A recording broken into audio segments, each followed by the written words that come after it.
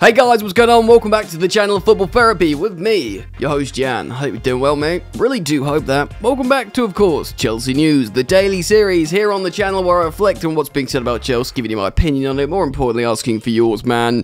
Todd Boehly has spoken to the people, a man of progressive ideas, but has also come out with some clangers, in my opinion, whilst also explaining why Thomas Tuchel got sacked and why Graham Potter was hired. We're also going to give you an update from Matt Law from The Telegraph about sporting directors. Ooh la la. Lots to get into, of course. I will possibly start doing match previews again with predicted lineups. Not for tonight's game, but this is something we might get, back into on the channel. So be prepared for that. Thank you for supporting me. Means a lot, mate. Consider dropping a like, subscribing if you're new. If you want to, of course, should you choose to do so. Hear that sweet, sweet bell, baby. Yeah.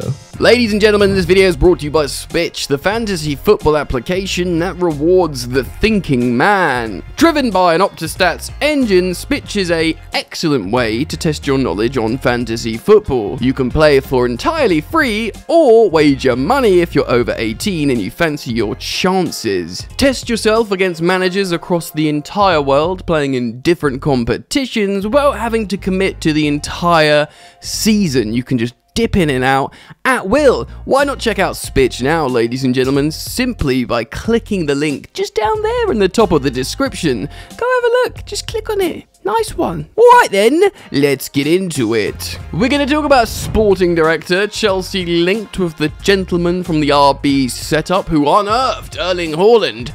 Is Chelsea going to get the next Erling Haaland? Ooh, hopefully. But let's start off with Todd Boehly talking to the media at a conference. Is it called the SALT Conference or something in America? Talking about Chelsea Football Club and soccer as a whole. Before I get into this, it's important that I tell you that I like Todd Boehly. I like how he talks. I like how he has a collective vision for Chelsea Football Club as one club, including the academy and the women's team. Understandably, he wants to develop the brand and maximize revenue. But he did drop a couple of clangers, and I'm not going to demonize him for it because the dude is an American sports team's owner. He knows a bit about football, but he has to learn more. Of course he does. When reeling off players that have come through the Chelsea academy, he did drop a clanger and included both Kevin De Bruyne and Mohamed Salah. Now on the surface, of course, that's quite an embarrassing inclusion by the Chelsea owner, but one that you can forgive purely on the premise of the dude has just bought a team in the Premier League. This is not his forte. He needs to learn on the job, etc. He's not going to be perfect throughout, and you probably will drop the odd embarrassing situation. Before I give you the reasons why he sacked Thomas Tuchel, I also want to reference something that's made headlines yesterday and I guess this morning as well, which is Todd Boehly talking about a North versus South All-Star game. Now, rather than saying he has solid plans to implement this into English football, he was more posing the question, why has the Premier League not got this? And of course, remember, I think he was talking to an American audience. Now, this is concerning to me. He's obviously referencing the structure of like American sports all-star games to make more revenue, etc.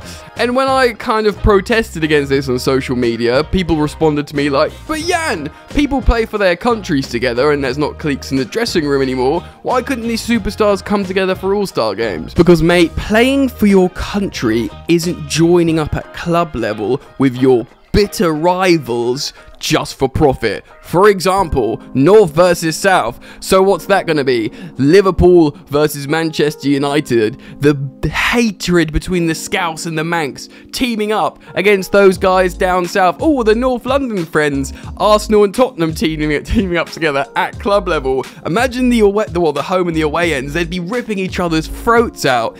Look, man, Todd Boehly, welcome to English football. Thank you for buying Chelsea and investing money. Mate, I understand you want a return on your investment. Got no issue with that at all, mate. Absolutely no issue. Feel free to maximize revenue through marketing, exclusive streaming services so football can capture more of the money in the game, but don't mess with the historical developed culture of the English game. Superstars coming together to represent their country isn't like North versus South All-Star. make your money. The pyramid will always get revenue from the game.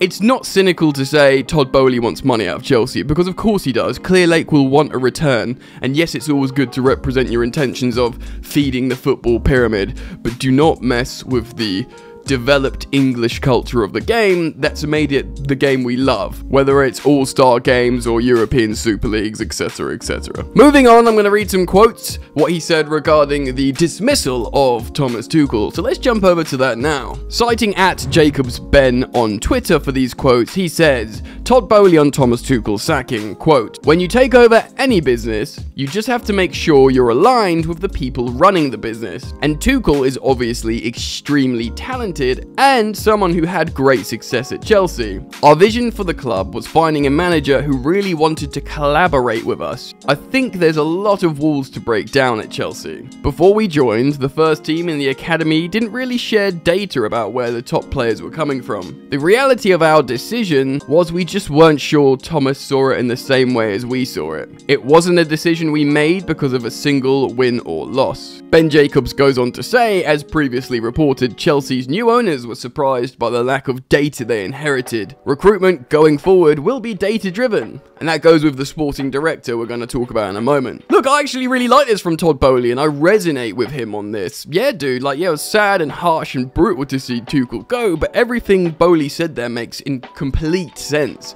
You've got to be fully aligned with people in a project, and I like the idea of being data driven, top to bottom, academy to first team. It's almost like a bit Barcelona, La Masia, DNA all the way through, or the Ajax Academy, like the Cruyffian total football, a collective, and a manager that understands they want to do that collective, collaborate with them. Tuchel seemingly didn't want to collaborate. I mean, in my video yesterday, I did speak about how Graham Potter sort of resonated with Tuchel in terms of his desires and intentions, which was confusing.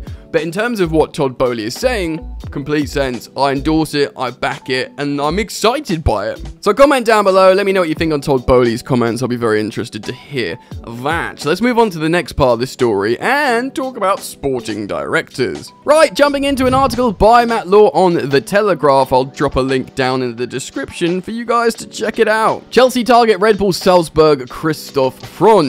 Or Freund. Freund? For vacant sporting director. I'm going to say Freund. Isn't that friend in German? Christoph Freund. That's nice. The man who claims to have helped unearth Erling Haaland is high on Chelsea's list of candidates for the full-time sporting director post, as the club finalizes the specific profile of the man they want. Christoph Freund, who holds the same position at RB Salzburg, will visit Stamford Bridge on Wednesday with RB Salzburg. Of course, this will be Potter's first game in charge. He's understood to already have held advanced talks with Chelsea. The biggest decision facing Chelsea is whether or not they go for a data-driven recruitment specialist such as Freund, or employ someone more suited to managing across all departments of the club following the appointment of Potter. The possibility of appointing both a sporting director and a technical director has been floated. Potter has taken recruitment specialist Kyle McCauley with him to Chelsea, while the club already have a data department that the new owners have lent on heavily since during the summer transfer window, spending nearly 300 million. Look, like we said in the previous part of the video with Ben Jacobs talking about data-driven stuff, this is something clearly Chelsea really want to do, and if this chap from RB Salzburg, Freund, who's apparently unearthed Erling Haaland, is heavily data-driven,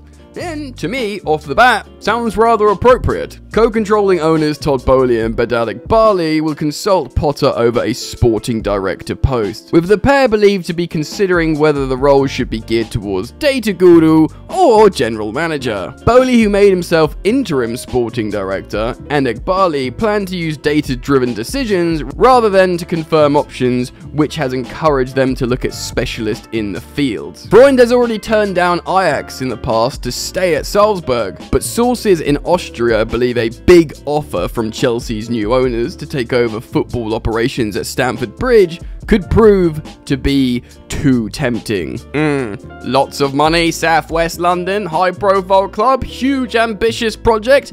How could anyone with a little bit of ambition say no? Chelsea have other candidates on their list other than Freund, and were interested in Michael Edwards, who built the Liverpool team that became European and English champions under Jurgen Klopp. Edwards, who stepped down as sporting director at Anfield this summer, decided against taking the role. Of course, that was more down to him wanting to take a whole year out of football that he didn't want to compromise on. Michael Edwards, he was like, nope, I'm taking a break, amazing project, tempting, but let me do my thing. Chelsea's former director of football, Michael Emenalo, who has experience of managing across all departments of Cobham, is out of work and available.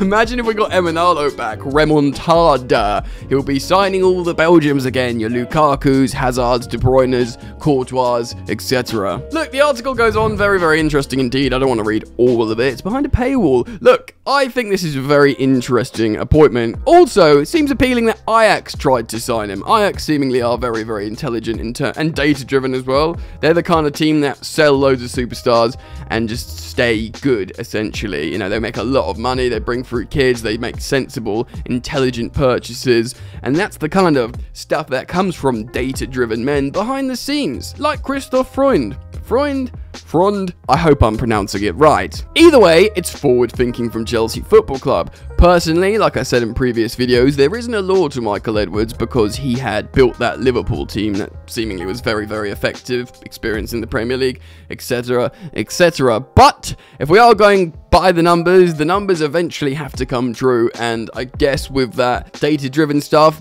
you know, Christoph Freund, etc, you know, do you want to bring someone back like Michael Emenalo? I'm not so sure. But it is interesting, and the ambition certainly is there. To sort of like round up the video a little bit, I do like what Todd Boehly said in the main. I respect his comments on Tuchel as like a sort of business decision. You've got to be, you know, relatively cold and calculated in this game.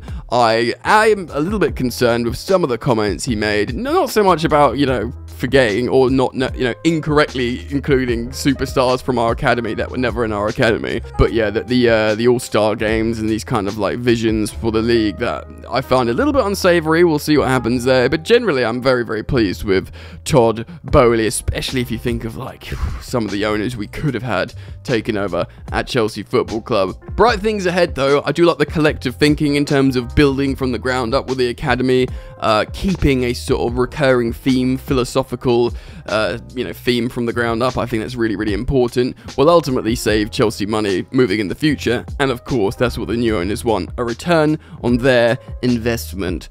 Guys, what do you think? Let me know. Comment down below. I'll be very keen to read the collective fan opinion on all this kind of stuff, so please do make your feelings known down in the comments. I thank you for dropping a like and subscribing if you want to. You're all welcome here on Football Therapy, man.